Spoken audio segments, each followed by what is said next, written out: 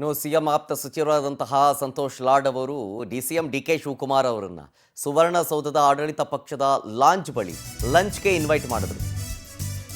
DCM DK Shivakumar ಅವರನ್ನ ಲಂಚ್ಗೆ ಆಹ್ವಾನಿಸಿದ್ರು CM ಆಪ್ತ ಸಚಿವರಾದಂತಹ ಸಂತೋಷ್ ಲಾಡ್ ಅವರು.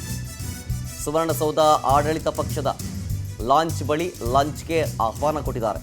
ಆದರೆ ಸಂತೋಷ್ ಲಾಡ್ ಲಂಚ್ ಆಹ್ವಾನವನ್ನ ಡಿಕೆ ಶಿವಕುಮಾರ್ ಅವರು ತಿರಸ್ಕರಿಸಿದ್ದಾರೆ. ಸರ್ ನನ್ನ ಮಾತು ಕೇಳಿ ಬನ್ನಿ ಸಾರ್ ಅಂತ ಸಂತೋಷ್ ಲಾಡ್ ಅವರು ಕರೀತಾರೆ. ಊಟ ಚೆನ್ನಾಗಿದೆ ಬನ್ನಿ ಸಾರ್ ಅಂತ ಮನವಿ ಮಾಡ್ತಾರೆ ಲಾಡ್. ಆಗ ನಾನು ನಾನ್ ವೆಜ್ ಬಿಟ್ಟಿದ್ದೀನಿ ಅಂತ ಹೇಳಿ ಡಿಸಿಎಂ ಡಿಕೆ ಶಿವಕುಮಾರ್ ಹೊರಟಿದ್ದಾರೆ. ಅದೇ ವೇಳೆ ಒಳಗಡೆ ಊಟ ಮಾಡ್ತಿದ್ದ ರಾಜಣ್ಣ, ಸತೀಶ್ ಜಾರಕಿಹೊಳಿ ಅವರು ಕೂಡ ಕಂಡ್ರು.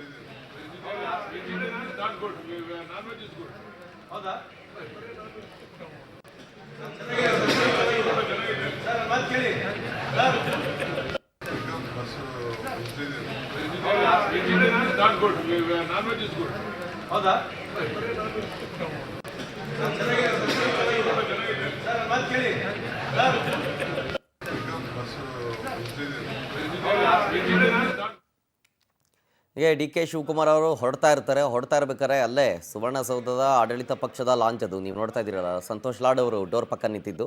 ಅಲ್ಲಿ ಊಟ ಮಾಡಬೇಕಾದ್ರೆ ಬನ್ನಿ ಅಂತ ಕರೀತಾರೆ. ಇಲ್ಲ ನಾನು ನಾನ್ ವೆಜ್ ಬಿಟ್ಟಿದ್ದೀನಿ ಅಂತ